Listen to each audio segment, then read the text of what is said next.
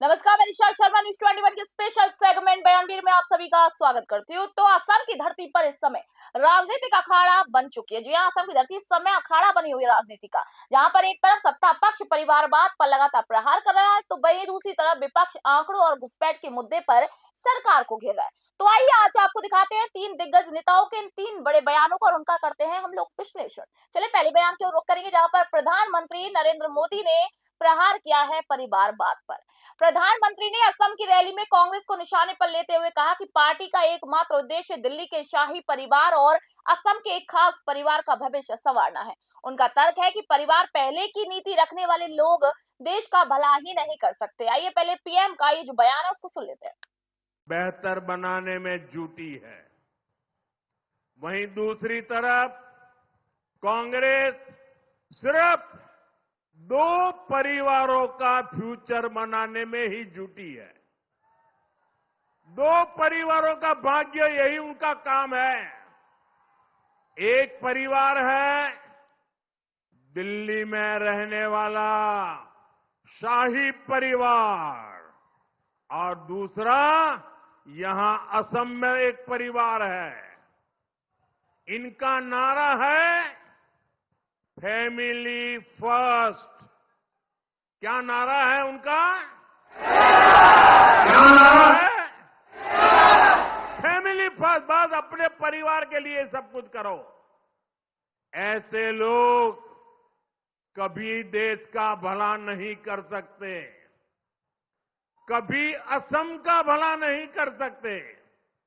चलिए अब दूसरे बयान की ओर रुख करेंगे, जहां पर राघव चड्ढा बचाव और आरोपों के खंडन पर बात कर रहे हैं। राघव चड्ढा ने भाजपा के आरोपों को सिरे से खारिज करते हुए इसे बार बार दोहराया गया झूठ करार दिया। उन्होंने स्पष्ट किया कि उनके खिलाफ लगाए गए तीनों ही आरोप निराधार हैं और वे चुप रहकर इस झूठ को सच नहीं बनने देंगे। आइए राघव चड्ढा का ये जो बयान है उसको सुन लेते हैं। नमस्कार साथियों, कल से मेरे खिलाफ एक स्क्रिप्टेड कैंपेन चलाया जा रहा है। सेम भाषा, सेम बातें, सेम आरोप। ये कोई कोइंसिडेंस नहीं है, बल्कि एक कोऑर्डिनेटेड अटैक है। पहले मैंने सोचा कि मुझे इसका जवाब नहीं देना चाहिए, फिर लगा कि कहीं एक झूठ को 100 बार बोला जाए तो कुछ लोग मान ना लें, इसलिए मैंने सोचा कि जवाब दूं।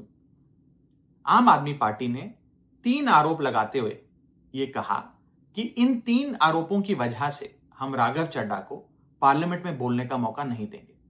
राघव चड्ढा के पार्लियामेंट में बोलने पर रोक इसलिए लगाई गई क्योंकि उन्होंने ये 3 गलतियां करी।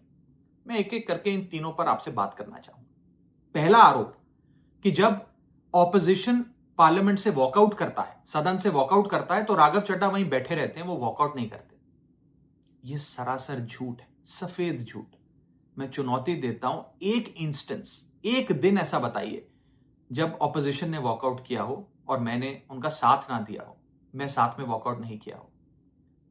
और पार्लियामेंट में तो हर जगह सीसीटीवी कैमरा है, आप सीसीटीवी कैमरा निकाल कर दिखा दीजिए, दूध का दूध और पानी का पानी हो जाएगा।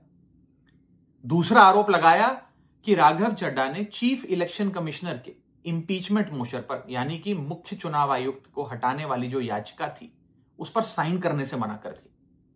दूसरा सफेद झूठ। ना मुझे आम आदमी पार्टी के किसी भी नेता ने इस मोशन पर साइन करने के लिए कहा, ना औपचारिक तौर पर कहा, ना अनौपचारिक तौर पर कहा। और आम आदमी पार्टी के राज्यसभा में कुल 10 सांसद हैं, जिनमें से 6 या 7 सांसदों ने इस मोशन पर खुद ही साइन नहीं किया। तो भला इसमें मेरी क्या गलती? खाली सारा दोष मुझ पर ही क्यों मढ़ा जा रहा है? और इस मोशन के लिए राज्यसभा में कुल 50 सिग्नेचर चाहिए होते हैं, यानी कि 105 विपक्षी सांसदों में से मात्र 50 सिग्नेचर से ये याचिका पूरी हो जाती। तो इतना शोर क्यों? और तीसरा आरोप जो मुझ पर लगाया गया वो ये था कि राघव चड्ढा डर गए हैं और इसलिए वो बेकार मुद्दे उठाते हैं। पहली बात मैं बता दूं कि मैं पार्लियामेंट में शोर मचाने, चीखने, चिल्लाने, माइक तोड़ने या गाली देने नहीं गया। मैं वहां पर जनता के मुद्दे उठाने गया हूं, लोगों की बात करने गया हूं। और मैंने कौन सा मुद्दा नहीं उठाया?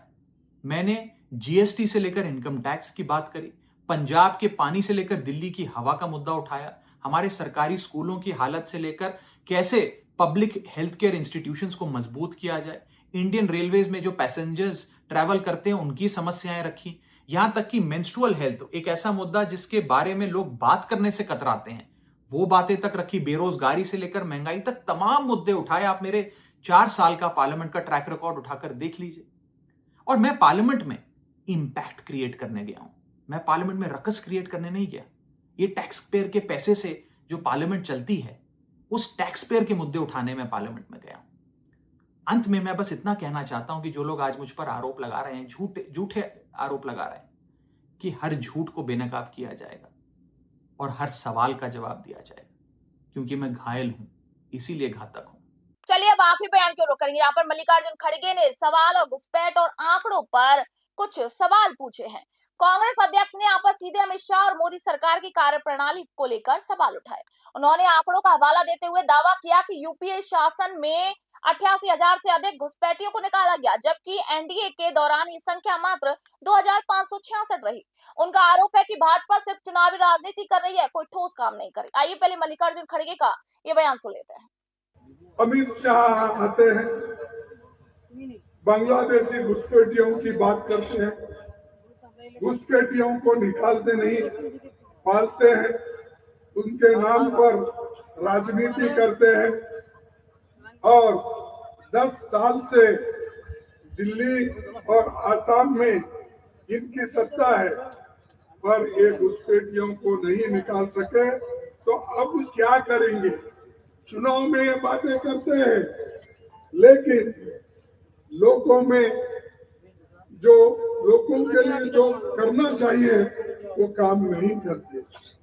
आपको मैं बताना चाहता हूं कि 2005 से 2013 के बीच यूपीए सरकार के दौरान 88,792 अवैध प्रवासियों को देश से निकाला गया था, लेकिन मोदी जी के राज में 2014 से 2019 के बीच केवल 2,566 लोगों को निकाले गए।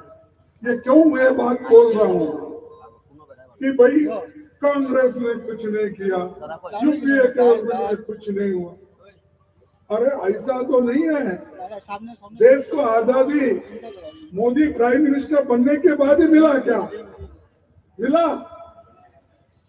तो ऐसी बात, अरे आप अभी बच्चे थे तो देश को आजादी मिली, लेकिन यहाँ का बड़े बड़े बात करते।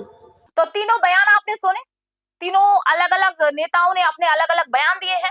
तो आपको बता दें कि यहाँ पर प्रधानमंत्री नरेंद्र मोदी का संबोधन भावनात्मक और वैचारिक यानी कि परिवारवाद बनाम राष्ट्रवाद है, तो वही विपक्ष का रुख तथ्यात्मक और डेटा आधारित यानी कि घुसपैठियों की संख्या पर नजर डाल रहा है।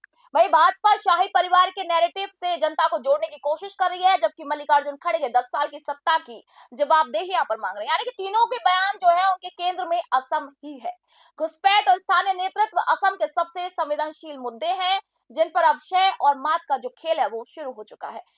यानी कि कुल मिलाकर असम में जो चुनावी तपिश है वो बढ़ चुकी है। एक और परिवारवाद का मुद्दा है, तो दूसरी तरफ घुसपैठ का रिपोर्ट कार्ड। आखिरकार जनता को यह तय करना है कि वह प्रधानमंत्री के विकास और परिवारवाद विरोधी दावों पर भरोसा करती है, विपक्ष के आंकड़ों और अधूरी नीतियों वाले आरोपों पर। तो राजनीति अब वादों से निकलकर दावों के भंवर में फंस चुकी है। अब आज के बयानवीर में फिलहाल इतना ही बताऊंगी। कल नए बयानवीरों को देखने के लिए, उनके बयानों को सुनने के लिए देखते रहिए न्यूज़ 21। फिलहाल मैं निशा शर्मा आप सभी से इजाजत चाहूंगी।